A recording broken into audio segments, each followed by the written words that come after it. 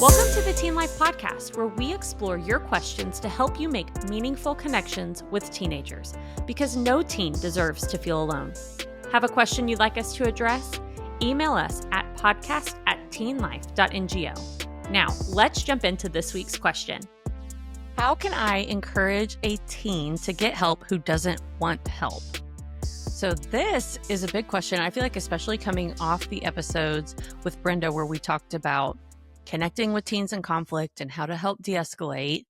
Those are all great tools, but sometimes you use these tools and a teen will look at you and be like, yeah, no, I don't want help, or refusing, or just being like, I'm fine. I feel like we also get that a lot. We're not necessarily they know that they need help and are saying no, but where they pretend like everything is fine and they don't need help. And so today we're going to kind of talk through this. But first of all, Caleb, well, let's address the missing elephant in the room. Yeah. If we're missing Tobin. We do miss miss the same without him. I know. But we do miss you, we Tobin.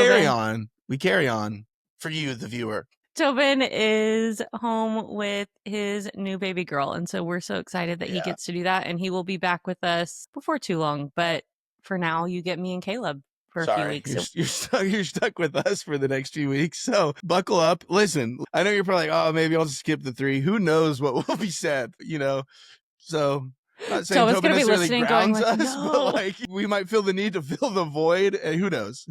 So to start off this episode, though, we have to ask the question: why would teens refuse help? Mm-hmm. And as being someone who, growing up, I think fell into this boat of refusing help. You're a refuser of help. Yeah, I think back to, trying to learn how to ride a bike, or trying to learn how to ski, anything that it was very clear. And it wasn't even necessarily life situations. It was like, hey, Caleb, you literally don't know how to ski. And my parents would try to tell me, and I'd be like, I know. That was a classic literally Caleb didn't phrase. know. But that was a coined phrase by me, was I know.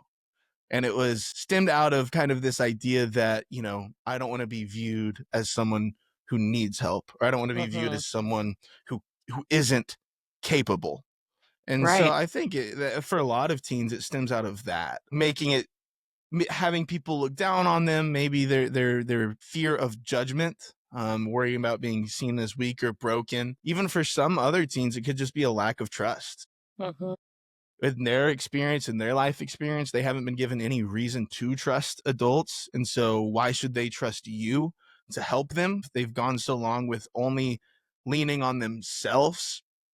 And so then it also leads into this feeling like they can and should handle it alone, because they crave independence. And again, don't want to admit failure, that I actually can't do it alone. Well, I think you hit the nail on the head when you said that feeling of, I want to be viewed as capable. Yeah. And I'm sure we've talked about it on the podcast. And if so, I will link the episode in the show notes. But independence is one of the main tasks of adolescents. So that's what they're gaining. That's what they're looking for. That's where a lot of respect and the pushing of boundaries comes in.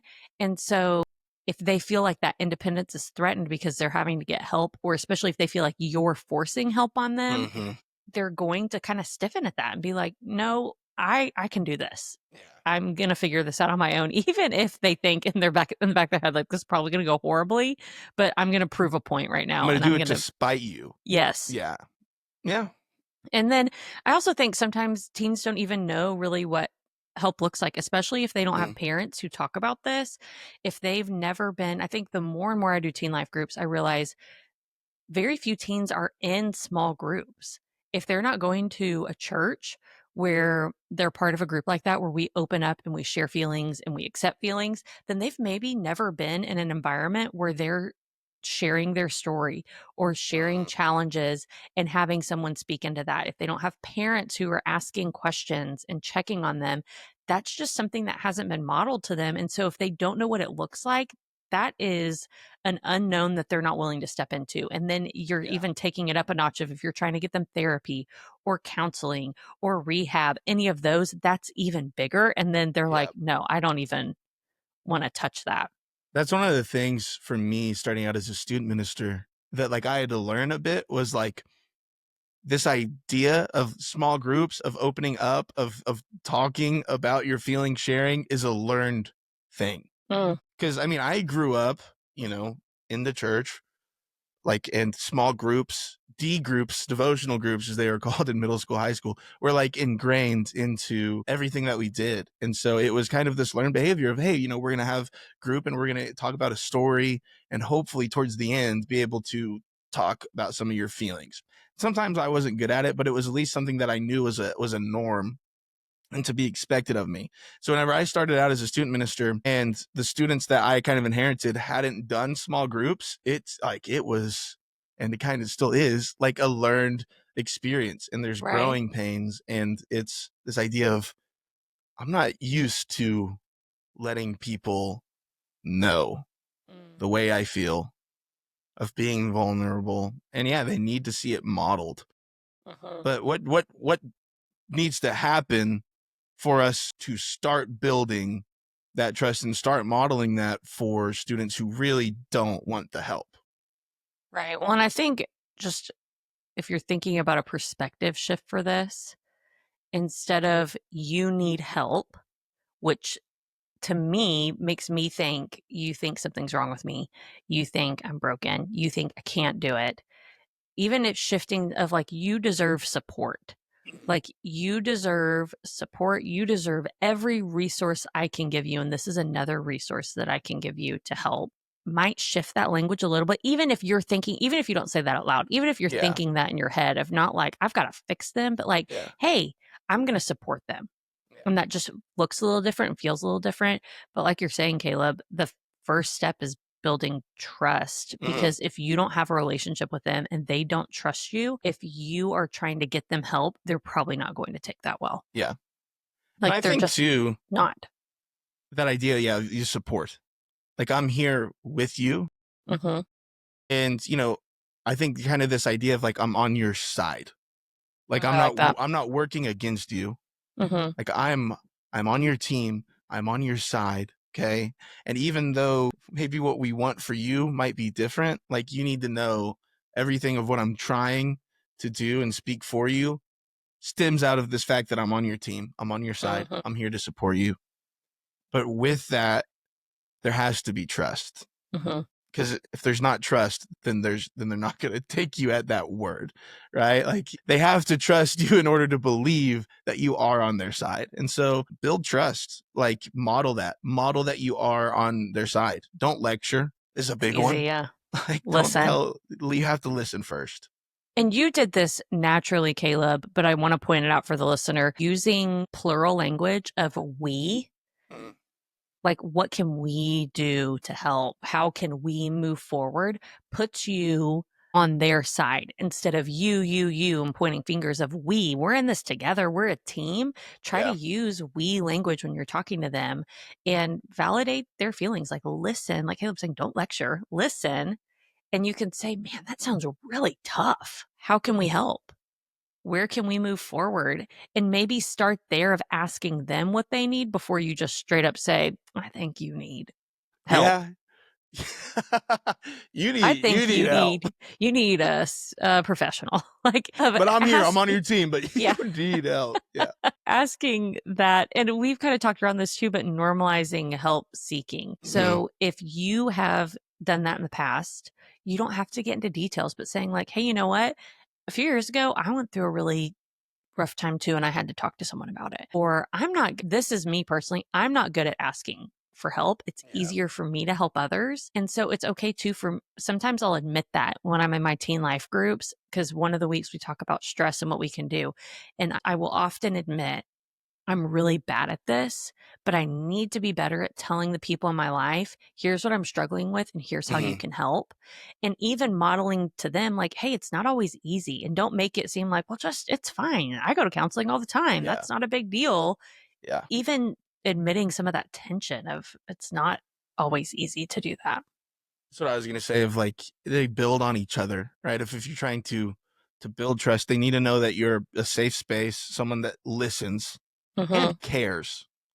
Like cares about what they say. So that's where we're saying, man, like, I'm sorry. And then, yeah, normalizing this help seeking and being vulnerable as well on your end. And yeah, don't come at it from a, man, I've been through this too. Here's how I got through it. And, like, look at me now. I'm awesome. Mm. Like, you can get to me, but like sit in it with them for a second and just be like, you know what? I understand where you've been, and get vulnerable with, here's my life experience. Here's the ways that truly, like, I didn't know the way out, and have experienced where you've been, but also, yeah, model for them. Here's the steps that I took in order to help myself get out, because it's not okay just to stay there. And so Mhm. how can we're not the same person, but what are the steps that we can take to get out? And then, yeah, leads us on to the next one of giving them choices. Don't make them seem like they're pigeonholed, or that you are telling them what to do. If the teen doesn't want help, I would say teens in general, even if they do want help, a lot of times don't just like being told what to do. So Yeah. giving them choices, it directs them enough, but again, doesn't feel like you're necessarily telling them what to do. Right. So it could even be like if you are asking them a question, "Hey, do you want to talk about this with me? Is there another person that you Yeah. feel is trustworthy that you could go to? Do you feel like you need therapy or counseling? Do you Mhm. want me to go with you the first time? Can I like offering options like that where like you're saying, Caleb, you're not just saying, here's what you need to do. And that's where being curious, asking questions of even what do you think would help? What do you think would make this better? Do you have a friend who's done something that has been beneficial and what did they do? Get them outside of themselves to Yes. think through things. Or do you need coping strategies? Do you want me to give you my advice or can I send you a couple articles? Or do you want to ask around and then we could come back next week and talk about it? And that is something that can help. Maybe they don't want counseling, but if there is a school counselor that has a group that's going on, something like Teen Life or another support group, maybe that feels a little more accessible. It's on their campus, they're not having to leave. Or that question, we love to ask the question of just who do you trust? Who is an adult that you feel like you can go to right now? And it doesn't have to be me. Mhm. And honestly, I'm okay if it's not me, but who is someone and can you go to them first and ask them, but let them think through that. Especially I think for parents, instead of saying, here are the 3 people that you can go talk to Yeah. and giving them those people, ask and let them rely on the people that they feel like they trust. Yeah. And this idea of giving them choices, of prying, I think I think from me and my experience, is trying to get them to come to the conclusion on their own. Because, Mhm. I mean, the frustrating thing, I'm not a parent. I would assume this holds true for parenting too, given the times that I've told my father, that he has told me something time and time again. Like, hey, Caleb, you got to keep your car clean, like, whatever. Like, it helps. What? Okay, sure. But if I come to that conclusion on my own and I see that in action, it's like, man, I'm genius. And, beating dad, just beating his head and like, I told you, how could you not see it? But if a teen comes to that conclusion on their own, it helps them understand the reasoning and the motivation behind the why. And again, it also gives them this sense of independence and accomplishment. And so, if you're able to walk with them and alongside them, of instead of necessarily telling them what to do, walk beside with them and pry and keep asking questions. Okay. Like, why? Who do you want to go to if it's not me for help? And if they give you an answer, help them realize and ask questions of, is this person trustworthy? Mhm. Can you really go to them? Why do you think that they're a good person to go to? And just help them process and come up with their own reasonings of, help them think through it. Because they might also come to the conclusion of, you know what, my middle school friend might not be the best person to go to for this important life advice. You're right. But if they reach that conclusion on their own, they're more likely to do it than if you tell them. I think you're exactly right, Caleb, because if I'm thinking of, for example, a student that you really feel like needs therapy or counseling Mm. and you force them to go, how much more would they get out of it if they are bought in and think, yeah, this is something that will be beneficial versus I am forced to do this and now I Right. have to go. And so that is something that is different to kind of think through, how can I go about this in a way that, you're right, asking questions to get them to come to that conclusion on their own without being manipulative, Right. but just like, hey, let's ask some questions and maybe they can figure this out. Sometimes that looks like, I talked about earlier, if they have never heard of or been modeled for asking for help, counseling, therapy, maybe that is letting them know what to expect. Hey, do you know anyone that's gone to counseling? And if they say no, be like, okay, here's kind of what you can expect from that. This doesn't mean you have to go, but I just want to give you all the information up front. It's probably not what you think. It's not laying back on a couch with a box of tissues and sharing your whole story. A lot of times it's activity driven, and you can walk them through that so they have a better idea of what to say. And then finally, I think for this too, make sure you're keeping the door open. If they say no to help, that doesn't mean no forever. So even sometimes, if you have a relationship with a student and you know, I'm pushing too much, this is not going anywhere, they have dug in their heels and there is going to be no help, instead of just being like, no, I'm going to make you see that you have to have help, take a step back and say, I'm here when you're ready. Hey, let's come back to this in a week. Let's see how you're feeling, and no pressure. And then the next week, hey, how are you feeling this week? Do you still feel like you have it under control? What can I do to help? And continuing to check in, not just saying, well, they said no, so I'm done and I'm backing off. Continue to go to them, but at the same time, not pressuring them to do anything. And I think that the important thing there, like what you said, of keep pursuing, like, don't necessarily be like, I will help you, you will receive my help. But this idea of, I think sometimes I've even fallen into the trap of, man, I'm giving them time, I've given them opportunity for me to help them, and they don't want it. So I'm just going to let them come to me when they're ready. And there's a balance of that and pursuing and making sure that they know that you're there. Of, hey, they might not want my help now, but I'm going to make sure that they know that I'm here when they're ready. Instead of just being like, I'm going to sit passively, they'll come to me. Continue to check in, even if they don't want your help. There's nothing wrong with saying, how are you? How's the situation that you've talked to me about? Because it shows you care, it shows that you listen. And yeah, again, even going back to everything, we're here to help. And I don't want it to come across as we're trying to manipulate a student or a teen into receiving help from us. Again, help them process, they probably will come to a conclusion that isn't one that you had in mind. But if you can think through it with them, it'll also help you understand where they're coming from more as well. That's good. Okay, so for just kind of some final takeaways, one thing I do want to say, we are talking about not forcing help, but if their safety is at risk. So if you were talking to a teenager who is self-harming, who is talking about suicide, who is in an abusive situation, first of all, no, they're probably all very similar, but like, I know in the state of Texas, if a student discloses abuse to you, you have to report that. You have to. Like, and it's not that difficult. Please reach out to Teen Life or one of us if you need help, but you can also search it and it will come up with what you can do. There are some instances where they need help. If that is the case, or if you feel like it's something bigger where you found out that they've been, especially if you're not a parent and you found out something like they've been doing drugs or they have been engaging in activities with a boyfriend or girlfriend that their parents would not approve of, something that they need to tell a parent or they need to talk to someone else about this, and I can't handle this anymore. Here's an example of what I would say, which would be, I care too much about you to ignore this, so we need to figure this out together. And that could be, you need to tell a parent, or I have to report this for your safety. Let's do this together. Or would you like me to come with you? I will be part of that conversation with the parent if you are too scared to tell them, or another trusted adult. And so not taking away that choice, let them decide, give them a deadline. Say, hey, by Friday, I'm going to check back in. And if you haven't told them, I need to tell your parent, but I want to give you the opportunity to tell them first. Yeah. And so kind of giving them the opportunity to do that, but at the same time going, this is a big enough deal that I care about you too much to ignore it.